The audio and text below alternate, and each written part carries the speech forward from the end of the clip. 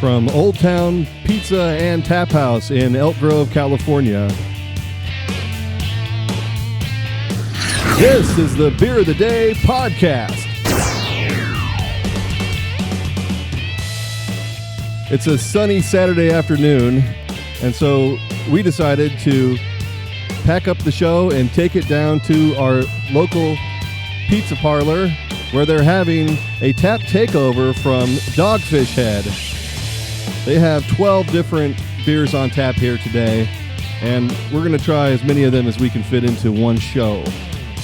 My name is Dallas Helliker. Joining me today, Andy Hamilton, Brandon Hofer, Britton and Joel Miner, and Scott Sweeney. Hey, guys. How's it going? Hey. Good afternoon. It's a little different setting than usual. Hello. Just a tad.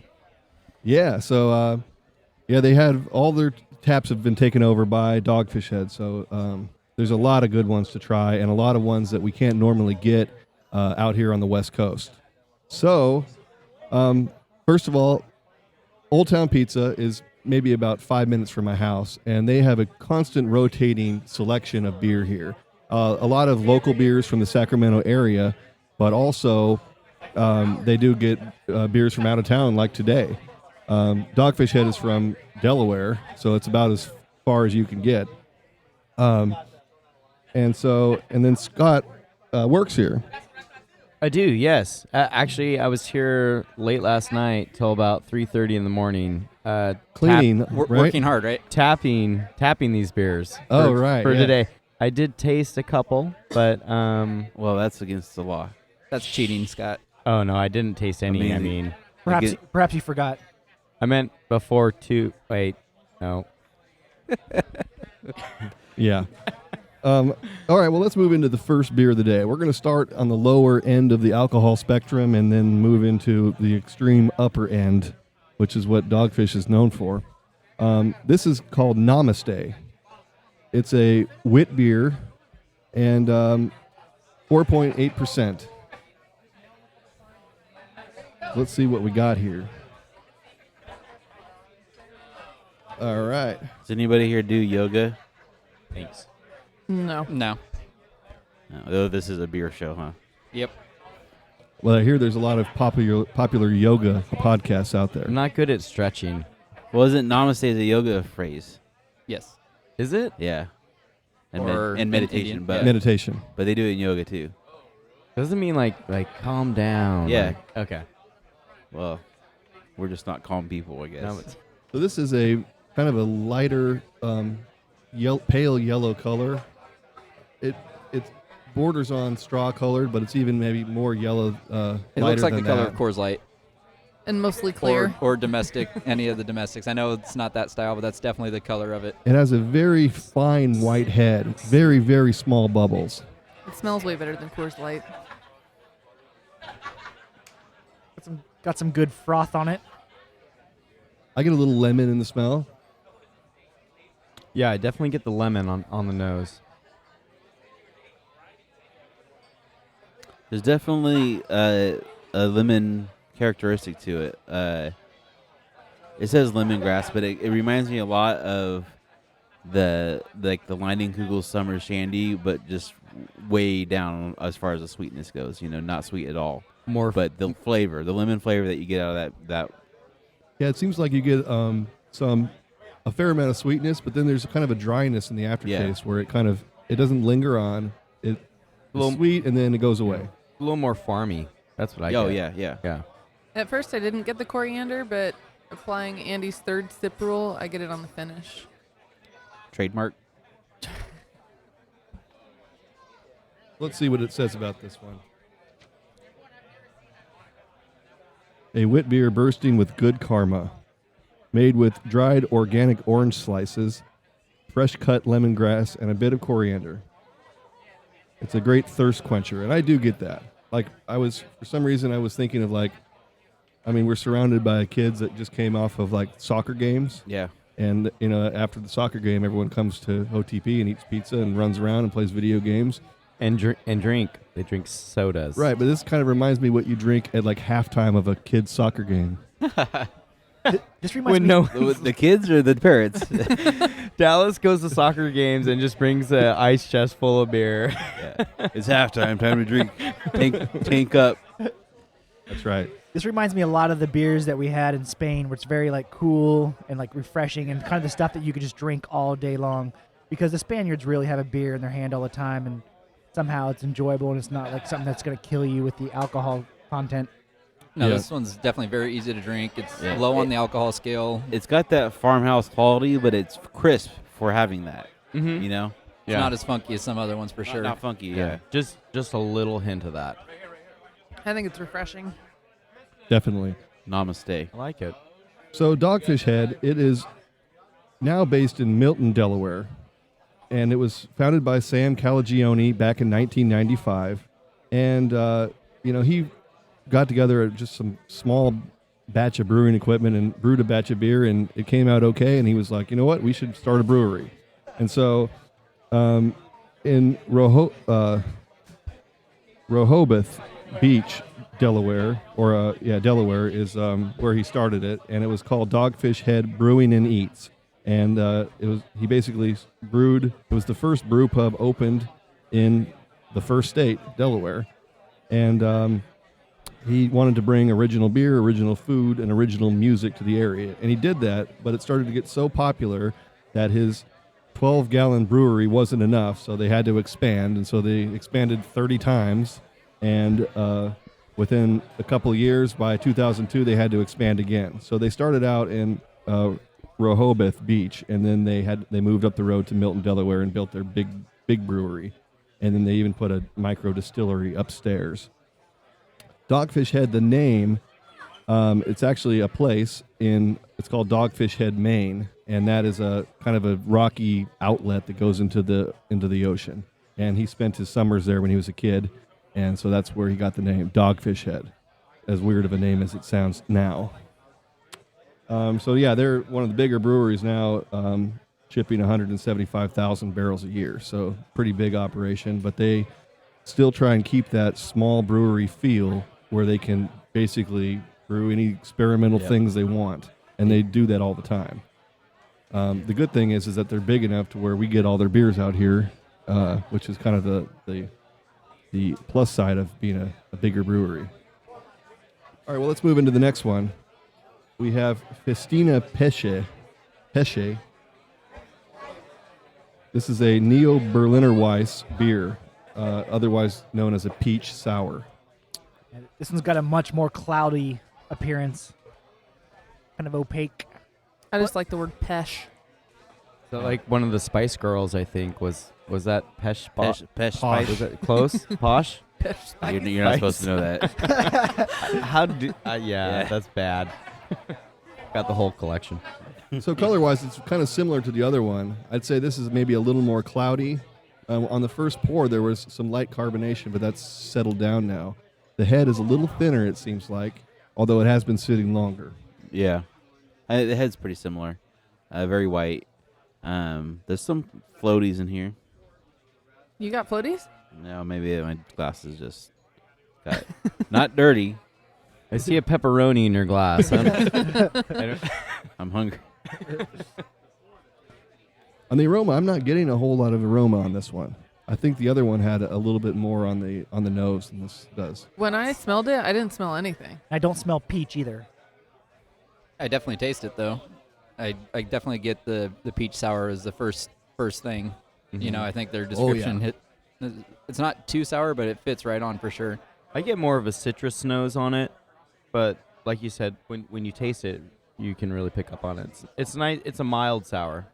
So it's weird because I get kind of the feeling that I get when I put a lot of lemon inside lemon water without like the sweetness. It's just that lemon flavor, but more of the feel that the lemon brings on its acid. I get a lot of that up front. I'm actually not getting that much citrus or peach. I'm getting like wheat or something. It is kind of a weedy beer, Well, especially on the smell that you do get. You kind of get a wheat characteristic. I think what you just said with the lemon water is almost perfect. It's almost like palate cleansing. It is. And it's another beer that's not gonna knock you over. It's only 4.5%. So Right. So in Berlin, 100 years ago, there was about over 90 breweries that made this style, this Neo-Berliner. And now the style has almost died. It's almost dead. And so he decided to bring this one back because it's a style that is pretty refreshing and drinkable. Yeah. Yeah, I'm glad he did. Yeah. I really enjoy it. And I think Scott said it's mildly sour. It's not overpowering. I mean, it's definitely noticeable, but it's not. I mean, if you don't like sour things, it's not going to, necessarily dissuade you from drinking it. Yeah, it's more tart than sour. I would say. Yeah. And it has a little bit of like a champagne quality. That's Like what I was thinking too. Yeah. Like compared to something like a Creek or something that is really tart, that's Yeah. not this beer. It's it's got a little bit of that wheat character. I get peach on the up front, and then like I said, kind of a citrus or lemon finish. Sounds good. Okay, well, let's kick it into fourth gear here and move it into the Pennsylvania Tuxedo. Spruce infused IPA. This one is 8.5%. I've never had it before. I've been really looking forward to this one. And we'll get it go around and Fourth gear is 8.5%. So when we have an 8-speed automatic transmission here. When we get up there, you'll see. yeah, we're about half. We're halfway there. We're half of where we're. I think we're only in third gear right now, actually. Yeah, I'm looking down the list, and they get a little stronger. We'll get there though. All right. Color-wise, it's kind of a amber-colored, lighter amber. Medium amount of head. Kind of just an off-white color head. It's not quite tan. And this one's clear again. Pretty clear anyway. I mean, it looks like a Sierra Nevada Pale Ale.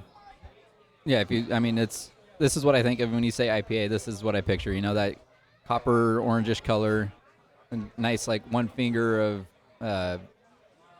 It's an off-white head. It's not cream colored per se, but that's what I picture, and it looks delicious. Definitely not white compared to the last two. Yeah.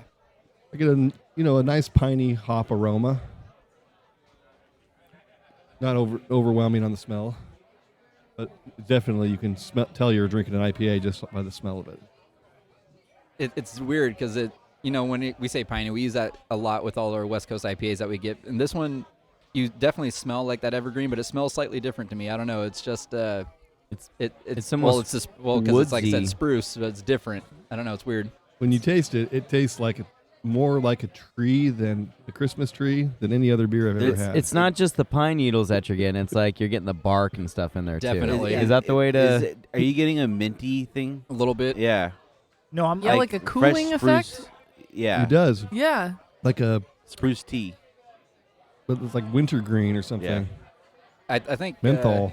Scott was Menthol. right on though that Yes. it's like you're really drinking a whole tree at this point. Like there's bark involved, like you got the earthy taste from that, but you still got the pine notes and.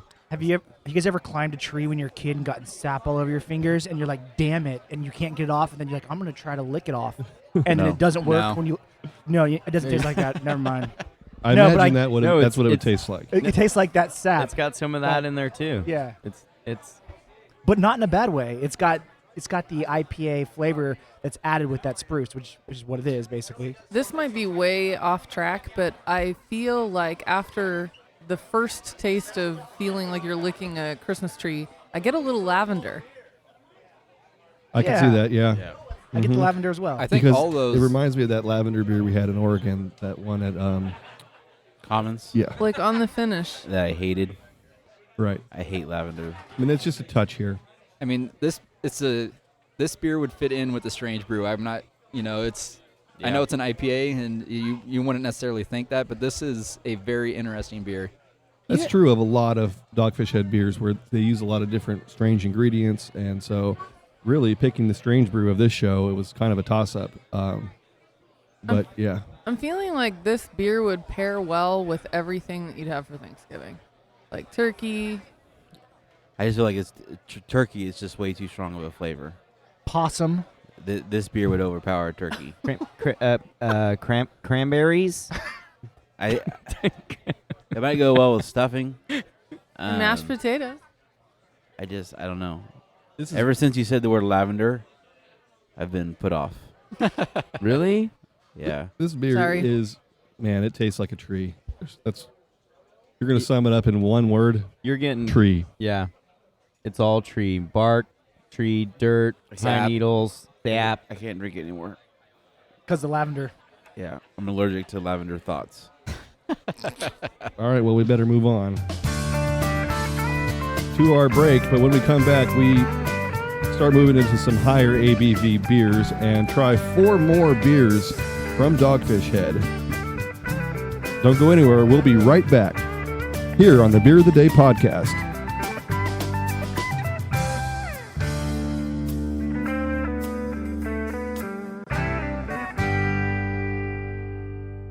All right, if you enjoy this podcast and enjoy Beer of the Day, the website, then you can support us by a couple different ways. If you go to the website and you click on community and go down to sponsors, then it lists all the different ways that you can support Beer of the Day. And one of those ways is by using Uber. So say I'm at a place like Old Town Pizza right now, and I drink too much of the 120-minute IPA, which we have coming up on the next segment, and I'm in no condition to drive.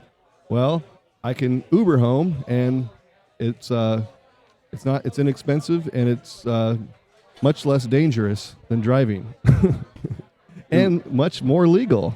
Much more legal. I use it all the time. I do too.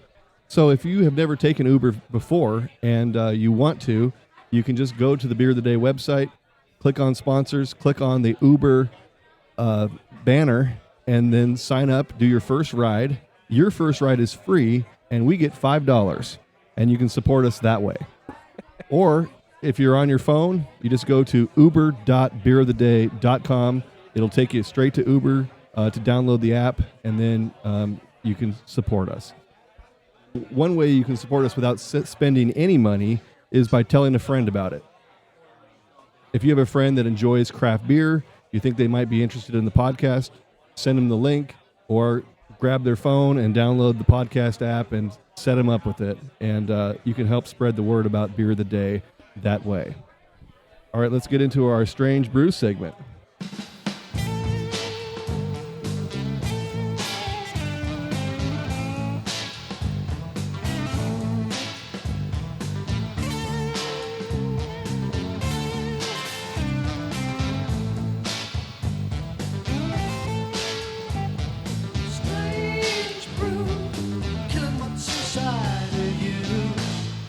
Welcome back to the show. Strange Brew segment is where we find the strangest beer available to us that day. So, looking at all the Dogfish Head's beers, there's quite a few strange ones, but I think the strangest one that I could see on the list was Birra Etrusca Bronze. And this is what they call an ancient ale, and it's part of their ancient ale series. And Sam Calagione, the owner of Dogfish Head, went to Italy, and he brought with him a molecular archaeologist, and they basically researched what ingredients that the ancient peoples put into their beer. And so they analyzed the residue in pottery and drinking vessels from various archaeological sites. They researched what crops were available at that time. And so they brewed this beer with only ingredients that they think would have been available to the ancient Etruscans in Italy. It's pretty cool how they did it. There was a TV series that covered it a few years back, but they literally found this pottery and did their scientific analysis on it, and that's what they came up with. And they made this series of beers, and this is one of them. So basically what they were saying is the Italians drink more than just wine. They are saying that. Yep. So this is a very flat-looking beer. Not much carbonation, not much head. And it's kind of a bronze color, which is really a dark copper color. It's a little cloudy. You can't really see your fingers that much through the end of the glass. No. In terms of color, it's actually pretty close to the Pennsylvania Tuxedo, a little darker and definitely more cloudy than the last one. And I'm shocked that when you get your nose really close to it, that I do get peppercorn, actual ground peppercorn smell on the top of it. Yeah, and to me it's kind of a metallic smell too. like I get a little honey. rust or something. I got honey on the aroma. That's what I get. Yeah. Interesting. I didn't get much honey, but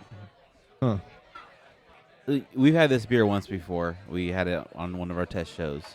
And I remember it being spicy. And this one's got a little spice to it, but not much. pretty spicy. It's like herbal to me. Yeah. It tastes it tastes a little medicinal, And more pepper to me than spice. especially on the aftertaste. Like you take a sip of it and then you wait 30 seconds, and I'm still getting like pepper in my nose. I feel like this would, as it warms up, get a little bit more spicy. Yeah.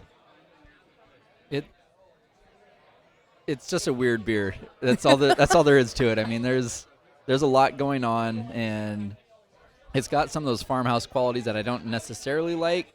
I think that just comes from the herbal, the medicinal qualities to it, but I don't know. It's not my favorite for sure. There's not a lot of sweetness in it, but it does have that little bit of honey in there. Honey malty. I think if it was more carbonated, I would enjoy it more. I agree.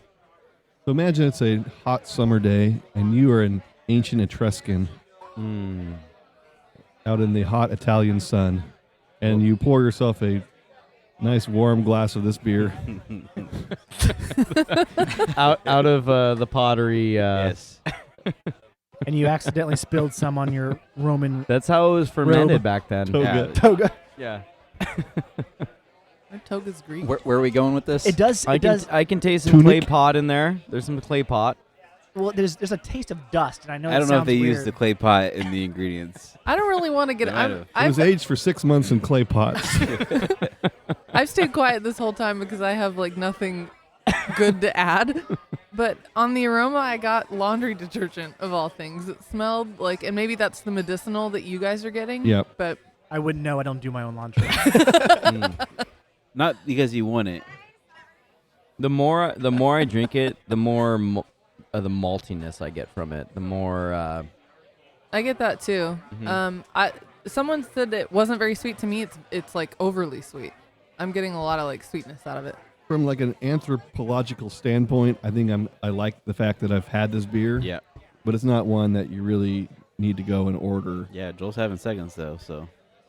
I don't know. This is definitely one of the stranger brews we've had on the show. I mean, we've had some strange ones, but this one, it's different for sure. I will say that, after having it the first time, I dreaded having it on this show, and it's not as bad as I thought it would be.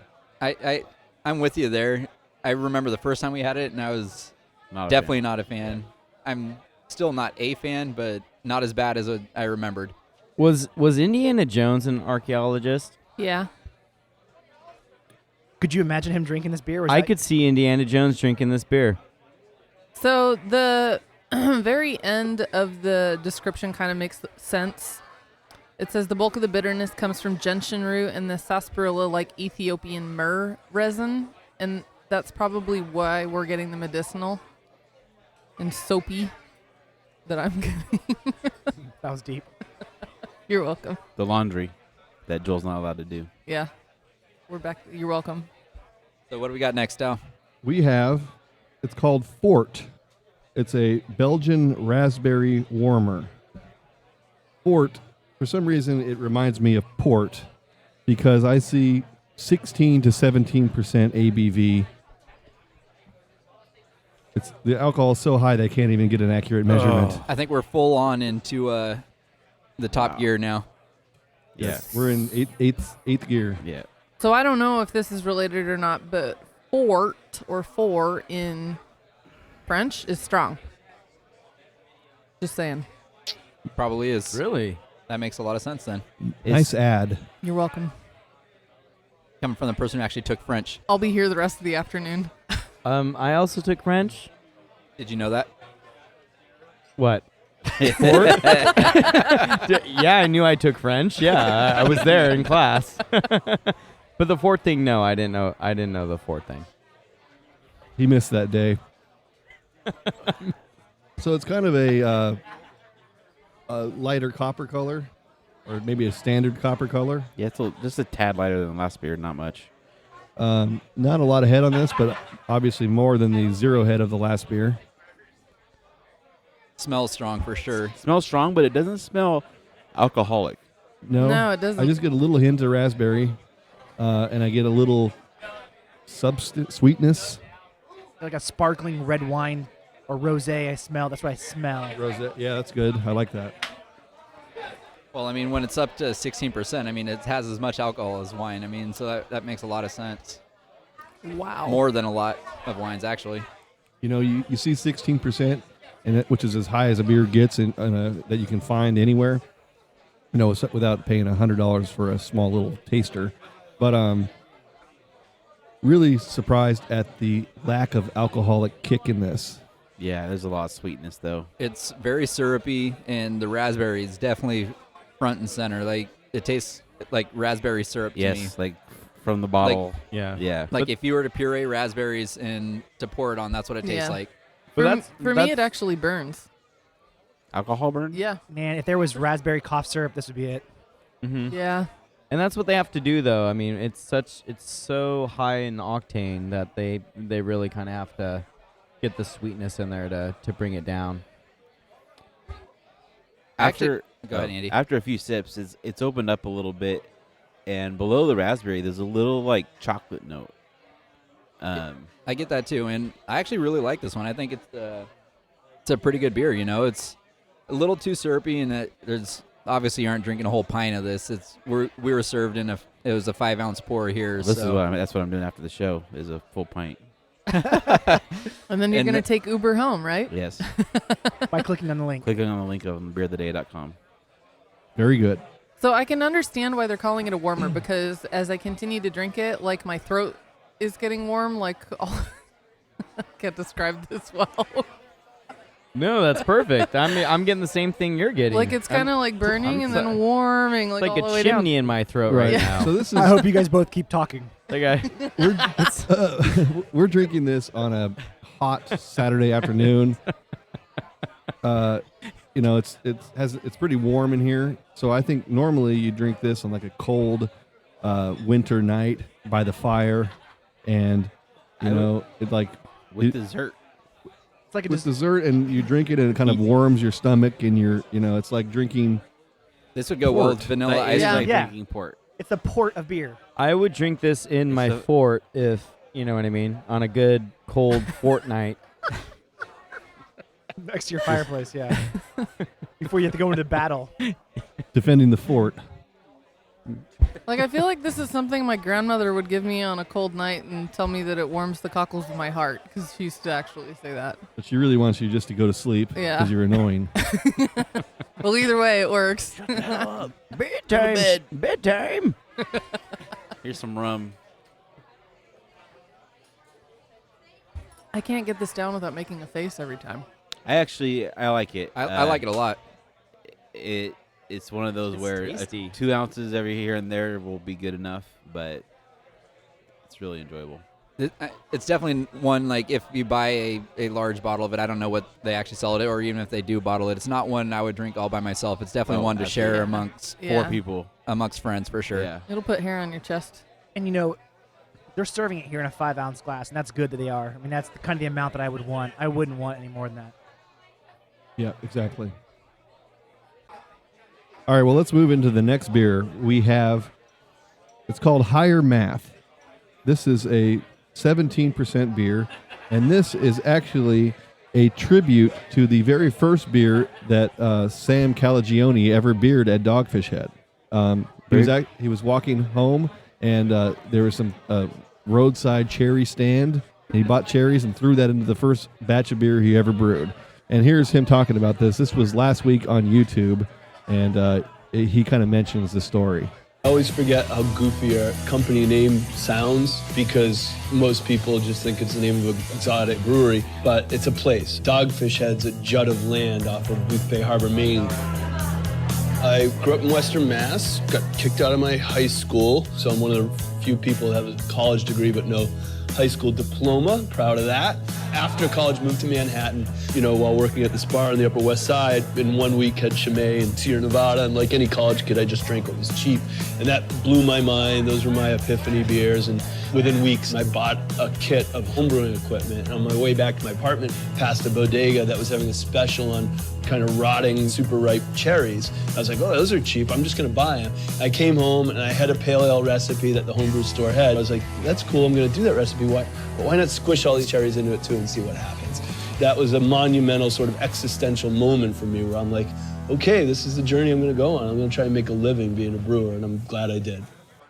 Yeah, so this higher math is a strong ale brewed with cherries and cocoa nibs. And this was the beer they make now that is probably a lot better than the one he made back then. Yeah. But it's inspired by that. I don't think he was trying to make this semi-whiskey based. Have you guys ever had this beer before? No.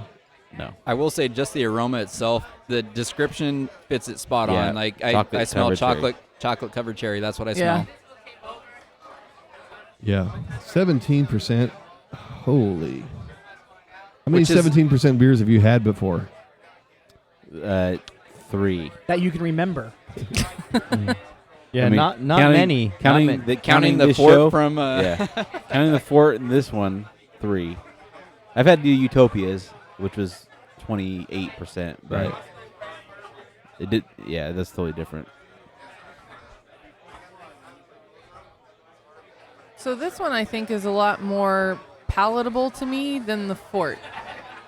Like I think they mask the alcohol better here. I think the biggest difference is the chocolate flavor that you get, the cocoa nibs that imparts, so you get a little bit more of a sweet.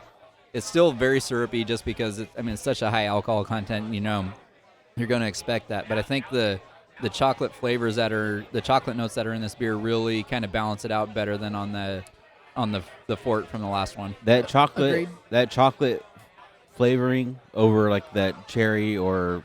It's cherry in this, but like or raspberry or It reminds me of the Utopias from last year, and that's exactly what this tastes like. This is a little lighter in flavor, but it's the same trajectory. Yeah, we had the Utopia the same day, and it's a very good beer, but definitely the chocolate notes for sure. I get that cherry up front, and then I get that chocolate on the aftertaste. And I can't believe how drinkable this is for as high as alcohol as that is. I think Joel has a different opinion over there. He's shaking his head at this one. No, I agree with Dallas, but I get a little bit of an old-fashioned bourbon drink, but more of a beer than an old-fashioned. It's those bitters and those cherries that I get that's coming through that kind of brings that out. If you could incorporate chocolate into an old-fashioned somehow, I would agree with you. Yeah. I think I agree with Dallas. It's really drinkable for its alcohol content. I'm sorry, guys. I just blacked out because this is 17%. So I just got back up, and I totally agree. The old fashioned, the cherry, the almost a little bit of smokiness to it. It's really tasty. I can understand where you're coming from smokiness. I wouldn't necessarily use that description, but there is kind of that. I don't know. There's a quality to it where I can see that, but that's not the word I would use to describe it. It's not crisp cherry. So, It's like go ahead. smoky, kind of. Yeah, so this is interesting to me because the higher alcohol beers that I've had before are always in the porter and stout category. Imperial porters, imperial stouts, very dark beers with a lot of chocolate and coffee and burnt malt characteristic. This is lighter than that. Yeah. It actually backs up to the point where it's,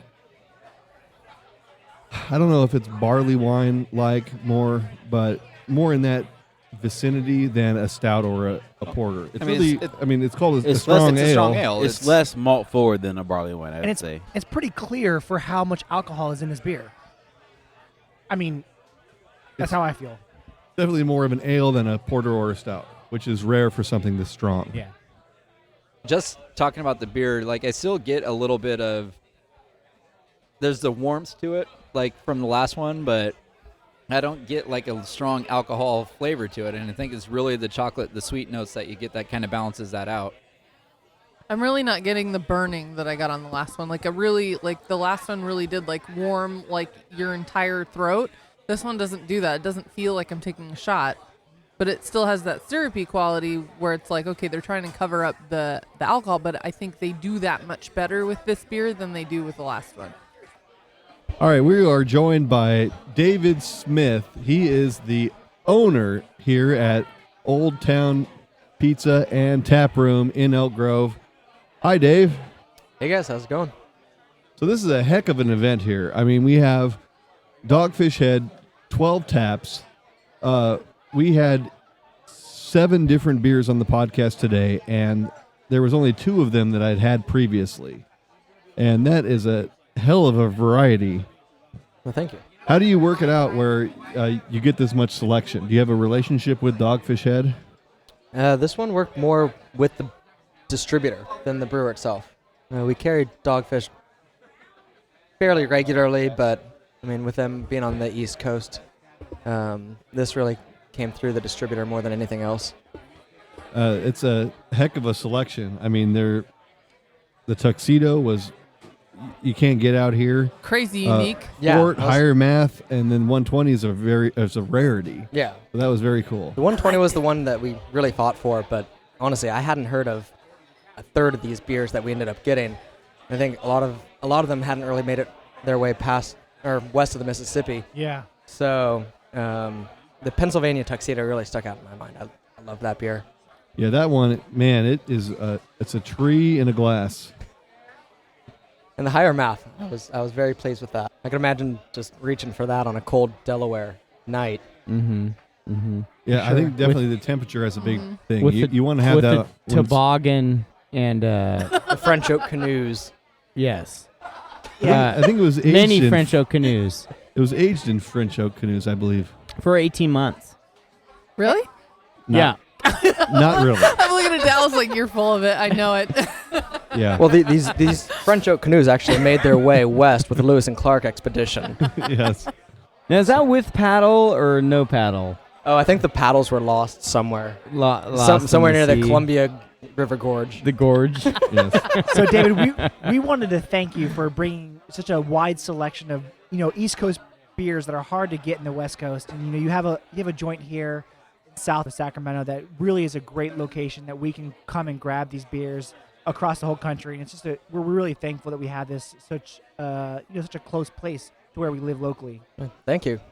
I have a lot of fun here myself, so Definitely. awesome. I'm glad others can enjoy it as well. And so, I come here like 2 or 3 times a week, and every time I come, there's always at least one beer that I've never had before. They have a constantly rotating tap selection, a lot of local Sacramento beers, but then they also mix in beers that they get from out of town, and definitely a great beer selection. I say it's the best beer selection south of Sacramento. I'm gonna disagree on for today. I really feel like this is the best beer selection this side of the mighty Mississippi. Well done, For sir. today, for sure. And then food-wise, the pizza here, Britton's eating a piece right here. You can't get a better pizza in You the can't. entire Sacramento area than you can right here at Old Town Pizza in Elk Grove. It's So delicious. if you're ever in the area, come on out. Old Town Pizza, Elk Grove, Florence, south of Elk Grove Boulevard. Thank you, Dallas. Glad you guys could join us today. Thanks, Dave. We appreciate you having us out here. Absolutely. My pleasure. Heck yeah. All right, now let's move into the final beer of the day. We have Dogfish Head 120-minute IPA. It smells so good. I can't take any more glasses of wine. Is this a wine podcast? This is not wine. You will love this. It's all beer. This is... So they have a lot of... Dogfish Head loves their IPAs. They have their 60-minute IPA, which is kind of their standard IPA. They have the 61-minute IPA, which is the one with... It's a raw grape must. Yes. Then they have the 90-minute IPA, which is a little higher octane. It's like their double IPA. This is their 120-minute IPA, where it's boiled for two full hours while being continuously hopped during that process. Then they dry hop it in the fermenter for a month, and then they age it another month in barrels with whole leaf hops. Jeez. So it's like the hoppiest beer you're ever going to have in your life. So we're going from a 16% to a 17% back to a 16%. And this It's one the bell here, curve. this one here it varies batch varies. to batch. It's either 15 to 20%, and this one happens to be 16. Needless to say, it's hard to get because of the process it takes to produce it. Well, also Safe to say. in California, like if you bottle a beer, you have to get label approval, right? And it's got to have the percentage on it, ABV percentage. Well, they change from batch to batch, so they can't print. I mean, they could, but they don't want to print labels for all different possibilities, so they don't bottle it. The only time you'll see it in California is in a keg at a bar. Like this bar. Luckily, that's where we are today. Color-wise, it's Cloudy. cloudy. It's maybe an orangish copper color. It's like, yeah, an amber orange, yeah. The color is actually very similar to the Pennsylvania Tuxedo that we had earlier in the podcast. It's definitely more cloudy, and it smells amazing. And it smells like a really clean IPA, just a really good caramelly IPA. I haven't tasted it yet, but that's the smell I get from it. So it's funny that Dallas says it's one of the most hoppy IPAs you can drink because I'm drinking it, and I don't know if it's because I'm warmed up or what, but I like it better than a lot of other IPAs I've had. It's because you're warmed up. If you Oh, okay. No, I actually agree with her. And every time I've had this beer, I feel like it's so hoppy that it's not. It's not dank. Like, and dank is probably a bad word that would be used to describe it, but It's really smooth, you know. Yeah, I it expect is. a beer that's 16% to kick you in the teeth, and this is not doing that. and it doesn't linger. Like, and I think that's the part that I don't like about IPAs is that it's like that lingering bitterness that I can't stand, and this one doesn't do that. It tastes like most as far as like drinkability, like most triple IPAs. Well, for me, there's a little bit of a syrupy quality that I don't necessarily like in an IPA. Like the taste is good. Like the hops are a very good hop profile, but there's a little bit of a syrupy mouthfeel that you get. And where if I'm picking an IPA, I think I'd prefer just a little bit crisper finish than I get on this beer. It reminds me of like Hopperillo, and I like to define it as like hop soup. Think of it more as a meal than a drink. Seriously though, like that's It's you consume it in smaller quantities because it's you have to. substantial. I don't know. I'm just so for someone who's not really an IPA person, I think the flavor profile is good. Like it's hoppy, but then it moves on, and I like that. I like it. I think on the mouthfeel, though, I would prefer a little bit more carbonation coming through. Agreed. That's the only thing I think this beer is missing. Yeah, I just don't know how you get that. I don't think you alcohol. I don't think you can with the alcohol as high as it is. Like that's it's a trade-off. Like you're either going to have a carbonated beer that doesn't come in as high, or you have a higher alcohol beer has a little heavier mouthfeel, a little syrupy, and it's. Don't get me wrong, this is a very good beer. But if I'm going for an IPA, like if that's what I want to order, this isn't what I'm going to pick. No. Sure, but for drinkability. But so with a beer like this, you're going to get the strong alcohol, you get the strong hop flavor, and then it's tough to try and get the underpinnings of the beer. But there is a very nice caramel malt undercurrent to this, which you really can't. I mean, it's tough to get because there's so much on top, that. But if you really like take a sip of it and try and taste that the underlying flavors of it, it's a really solid caramel malt baseline. Yeah, I feel like it falls in line with the 90 minute. It's just 90 minute on steroids. It loses the carbonation, but it gains a little bit of sweetness. Oh yeah, A lot of sweetness for me. So if I just blindly gave you this beer and it said, "Hey, here's the beer that I brewed. What's the alcohol content on this?" What do you say? 12%. Yeah, I wouldn't think it. I would put it be in where it is. I would 12 to 13. 11 to 13. Like it reminds me a lot. It doesn't have like the Amarillo flavor, but the Hopperillo. It reminds me in like texture of that beer. That's from Knee Deep Brewery here in California, Auburn. It's a triple IPA, kind of low carbonation, syrupy, just super hoppy. I think Dal put into words what I couldn't, and that is that there is a caramelly, like malty that you can get from it on the finish that I'm really appreciating. Yeah. See, but I don't get the hoppiness in this beer at all. There's hoppiness, but it's not bitterness. Like you gotta define the two separately because hop doesn't equal bitter. It is, and it's there, but there's a lot of sweetness in this beer that kind of maybe balances out the hoppiness. Because you think 120 minute IPA, it's going to be super hoppy, and it's really not as hoppy as you think it's going to be. No, and that's more why drinkable. I think I like it. Yeah. And see, I prefer more hoppy than a little bit of extra bitterness in this beer. If I was designing it and could control everything about it. Yeah. Well, I with would the home brewing carbonate equipment, you can. I would carbonate the crap out of it, and I think it would be a gem. Yeah. That's my only. I don't know how to do that, but I agree. Just a gem. I'm sure in the laws of physics might It's got to be preclude that. possible, right? With dark matter and stuff nowadays. Dark matter. Yes. The dark web. Yeah. Yeah, we should get our best scientists working on this problem. Immediately. I mean, cancer, come on. Anyway, what do we got today, Andy? Oh. Is that my Andy cue? blacked out for a second. See, he's with me now. Okay, so we ready to recap here? Yes. I believe we are. So we started off with these are all beers from Dogfish Head Brewery in Milton, Delaware, obviously. Started off with the yoga beer Namaste, and then we moved on to the Festina Peche and the Pennsylvania Tuxedo. Then we came back and did our strange brew, the Birra Etrusca Bronze. We did the Fort, the Higher Math, and the 120-minute IPA. So, You have a pen there? Can we spin it to see who goes? Let's do it. All right, here we go. This is a terrible pen to spin. So I'm going to, out of my head, come up with somebody, and it's Joel's first. All right, so let's take a time. I'm gonna go with the Pennsylvania Tuxedo. This is the beer that I would really wish I could take, and people who've not had strange beers, this is the beer that I would like to take to them and say, hey, try this beer. It's gonna be something unique, something that you've never experienced before, and that's why I give it my beer of the day. All right, Scotty. Man, there's so many good beers that we tasted. They're all really good, and I think Dogfish Head.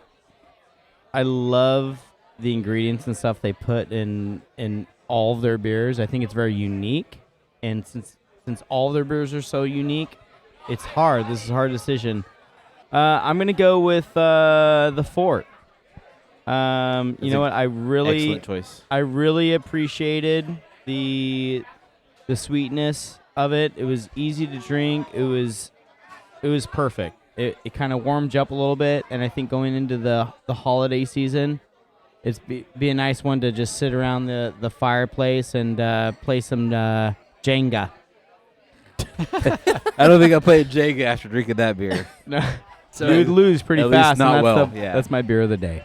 All right. So for me, it kind of comes down to two. And before the show started, I thought I was going to pick Higher Math, and I still may. But for me, it comes down to the Fort and the Higher Math. I think both those beers are just very interesting beers. They're very high alcohol. If I have to pick one of the two, I think I'm going to go with the Fort, actually. And the reason for the change, I think the Fort or the Higher Math is a great beer with the chocolate and the sweetness, but I just think I could drink more of the Fort and enjoy it more than I mean, the we Higher said Math. So me and you both agreed it was way more drinkable than the Higher Math. they're both fantastic beers, but for the beer of the day, I have to go with the Fort. Great. All right, my turn. For me, it's between two. I'm not going to say which two, but I am going to choose Higher Math. I think that this beer was strong and dark, and it had that cherry and chocolate. And for a 17% beer, I don't think that I could imagine a better beer to have that lived up to my expectations. So I'm going to go Higher Math. I'm going to go Fort. I thought I would go the 120, Me too. and I'm not going to. The Fort was much more interesting beer. I think the 120 is great, drinkable for as high an alcohol as it is. Good flavor. You know, it balances the hop and the sweetness and the alcohol and everything. Yeah. It does it very well. But everyone mentioned, you know, like it should have more carbonation. I think there's like the reason why we think it's so great is the rarity. You know, It's rare and it's great to have at once, you know, at one sitting. But if I'm going to be like drinking beer on a regular basis, give me the 90-minute IPA and I'll drink that. Agreed. So that's the reason why I didn't pick 120. So back to my choice, Fort. It had, you know, the higher math had a little bit stronger of like the chocolate sweetness, and they were very similar actually in a lot of ways.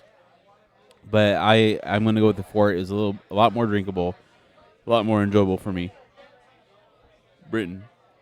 All right, so I feel like we had a lot of good beers today. A lot of beers that I normally wouldn't try if I weren't not Forced to do this? Forced to do this.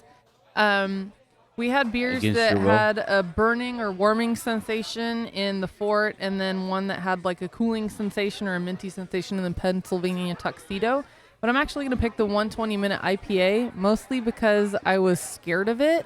And after drinking it, I thought it was very enjoyable and didn't have quite the bitterness that I thought it was going to have. It had a lot of the like hoppy, citrusy notes that I do like without the bitterness that I hate in an IPA. So I'm going with 120-minute IPA. Really? I'm That's- glad that I That's had it. impressive. I shocking. know, right? Like I feel like I'm getting converted or something. All right. Well, I want to thank Old Town Pizza and Tap House for having us out here to enjoy the beer that they have, the Dogfish Head. It's great. I mean, these are some beers that we will never get in a bottle at the grocery store here. We would never get these beers. I'm looking at the list here. 1, 2, 3, 4, 5 beers that I could not get at home. And so the fact that we were able to come out here to Old Town Pizza and Tap House in Elk Grove and try these beers was fantastic for this podcast. And fantastic for the people participating in the podcast. Yeah, definitely. It was a fun time. It was. If you're in the Sacramento area, and I know a lot of our listeners are, and you haven't been to OTP, you should definitely check it out. They have a continuously rotating rotating beers on tap. Every time I come here, which is twice a week at a minimum, there's always a beer that I can get here that I have not had before. And so definitely for a beer connoisseur, there is no place that you can go south of Sacramento that has a better beer selection than OTP. And food-wise, you're not going to get a better pizza in the entire Sacramento metropolitan area. Delicious. So, yeah, definitely check out OTP here in Elk Grove.